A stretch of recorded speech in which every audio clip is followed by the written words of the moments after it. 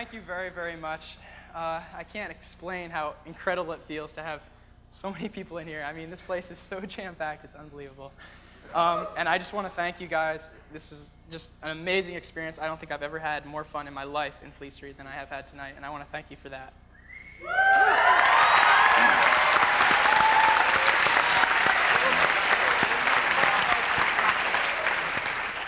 As you can well imagine, there's quite a bit of preparation that goes into a show like this.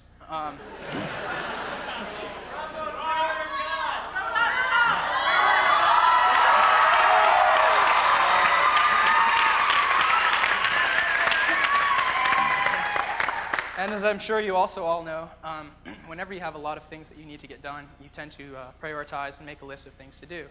And unfortunately for myself right now, making a list of the goodbyes for the night fell at the bottom of that priority list. So bear with me here.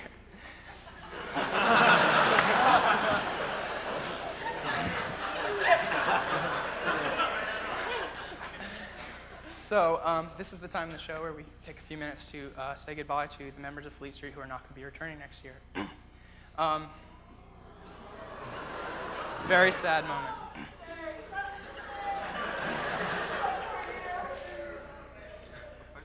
The first person I want to mention, when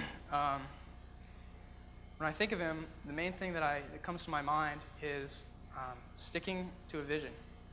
And this person, at the beginning of the year, had a vision. And that vision was a 3D rendered computerized film.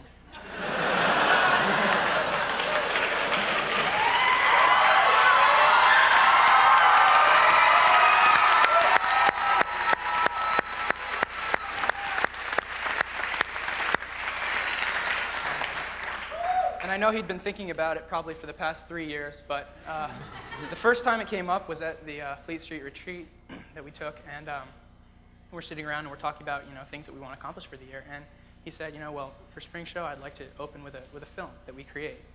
And a lot of us were, a few of us were like, great idea.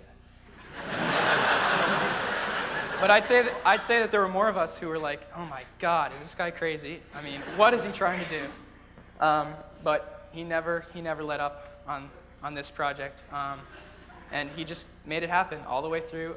I don't think, hour for hour, I don't think there's probably ever been anyone in Fleet Street who's devoted more time to a show.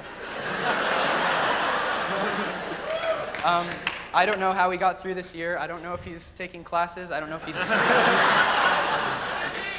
if he sleeps or eats or showers or.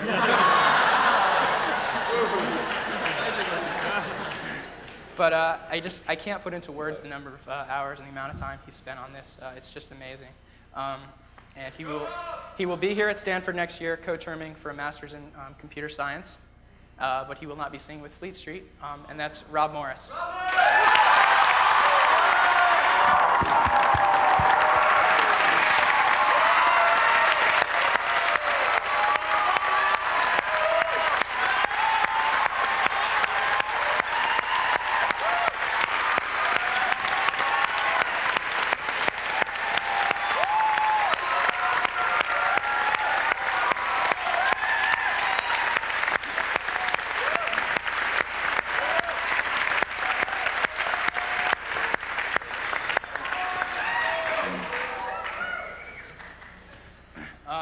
The other person that I'd like to speak about, the other member of the, I guess you'd call it the Fleet Street Kingdom, up in Flomo.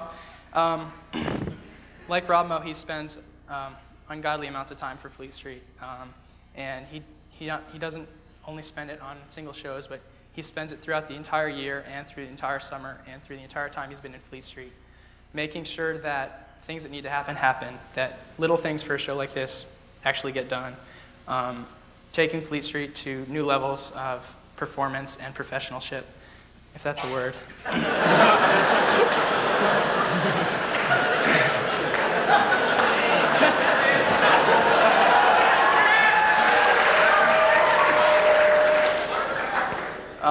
Some of his pet projects included an awesome show that we did with the Trenchcoats earlier in the year. A new computerized Fleet Street database to save basically all the work and all the everything, all the contacts, all the work, all the shows, everything you'd ever want to know about Fleet Street, he's compiled in a database, and it's going to be incredible for the years to come. And he's a third-year member. This is his third year, and he will be a senior next year at Stanford, majoring in industrial engineering. He will not be singing with Fleet Street. He has accepted an internship with Intel. And they not only wanted him for the entire summer, but they liked him so much that they wanted to keep him for first quarter next year. So he'll be in Albuquerque, New Mexico, working for Intel. And that's our business manager, Mark Dixon.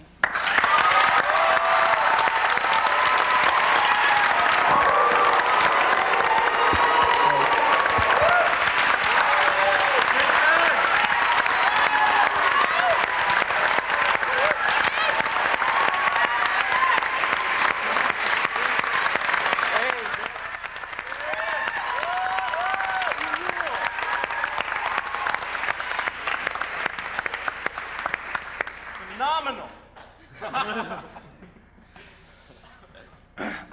Okay, and the last person that I'd like to speak about tonight, certainly not the least, also is his third year in the group, and like Mark and Rob, he devotes ungodly amounts of time to Fleet Street. It's a trend.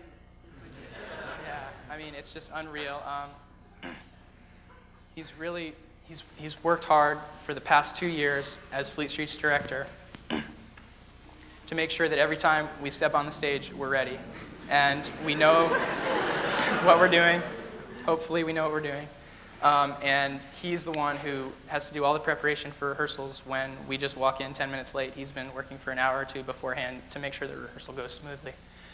I don't really know what else to say other than it's been an incredible honor and pleasure to sing under the directorship of Youngmoo Kim for 2 years.